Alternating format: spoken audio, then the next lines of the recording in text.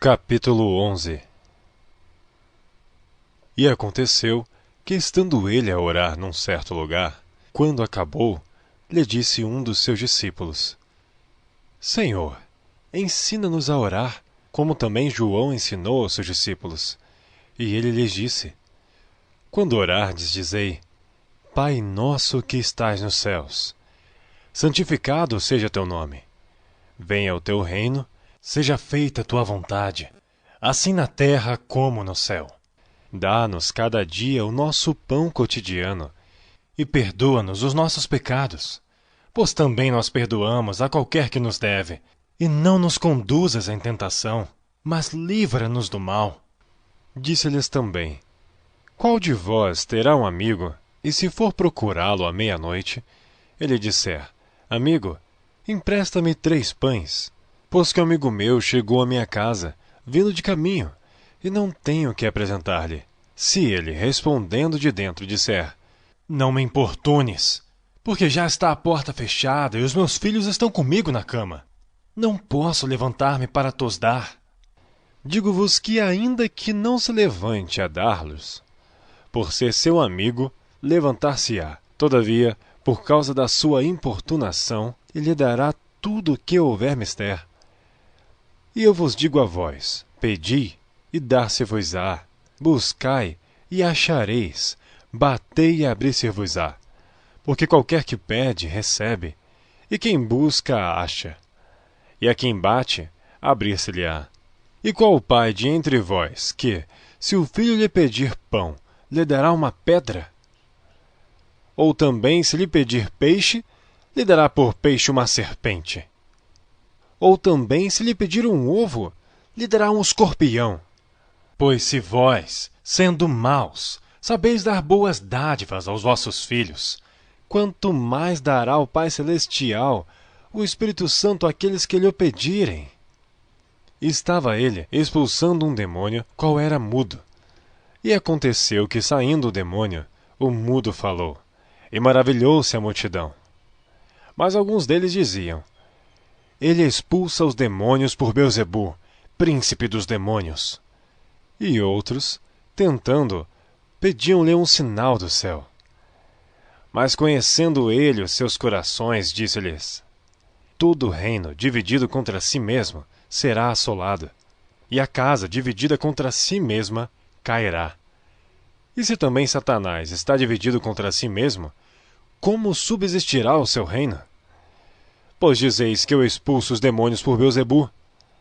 E se eu expulso os demônios por Beelzebu, por quem os expulsam os vossos filhos? Eles, pois, serão os vossos juízes. Mas, se eu expulso os demônios pelo dedo de Deus, certamente a vós é chegado o reino de Deus. Quando o valente guarda armado a sua casa, em segurança está tudo quanto tem. Mas sobrevindo outro mais valente do que ele, e vencendo-o, tira-lhe toda a sua armadura em que confiava, e reparte os seus despojos. Quem não é comigo, é contra mim, e quem comigo não ajunta, espalha. Quando o espírito imundo tem saído do homem, anda por lugares secos, buscando repouso, e não achando, diz: Tornarei para minha casa de onde saí. E chegando, acha-a varrida e adornada. Então vai e leva consigo outros 7 espíritos piores do que ele, e entrando habitam ali. E o último estado desse homem é pior do que o primeiro. E aconteceu que, dizendo ele estas coisas, uma mulher dentre a multidão, levantando a voz, lhe disse: Bem-aventurado o ventre que te trouxe, e os peitos em que mamaste. Mas ele disse: Antes, bem-aventurados os que ouvem a palavra de Deus e aguardam. E ajuntando-se à multidão, começou a dizer: Maligna é esta geração. Ela pede um sinal, e não lhe será dado outro sinal, senão o sinal do profeta Jonas. Porquanto assim como Jonas foi sinal para os ninivitas, assim o Filho do Homem o será também para esta geração. A rainha do sul se levantará no juízo com os homens dessa geração, e os condenará, pois até dos confins da terra veio ouvir a sabedoria de Salomão. E eis aqui está quem é maior do que Salomão. Os homens de Nínive se levantarão no juízo com essa geração, e a condenarão, pois se converteram com a pregação de Jonas. E eis aqui quem é maior do que Jonas.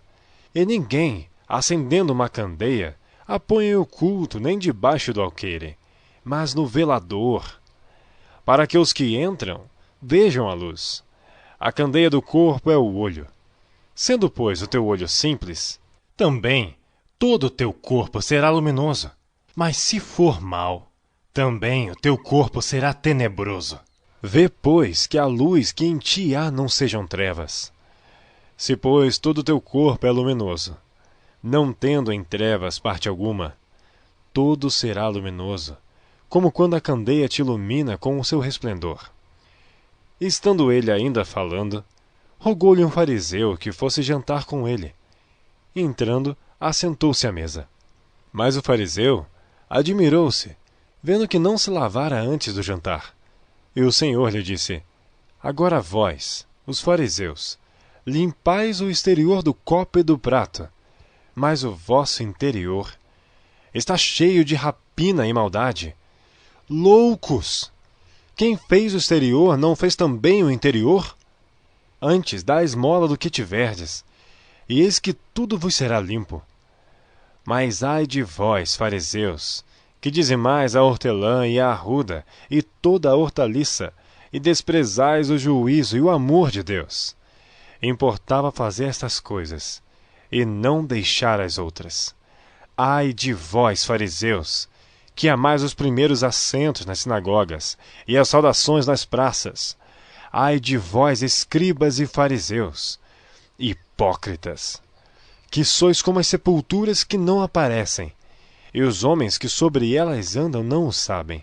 E respondendo um dos doutores da lei, disse-lhe: Mestre, quando dizeis isso, também nos afrontas a nós. E ele lhe disse: Ai de vós também, doutores da lei, que carregais os homens com cargas difíceis de transportar, e vós mesmos nem ainda com um dos vossos dedos tocais essas cargas. Ai de vós que edificais os sepulcros dos profetas, e vossos pais os mataram.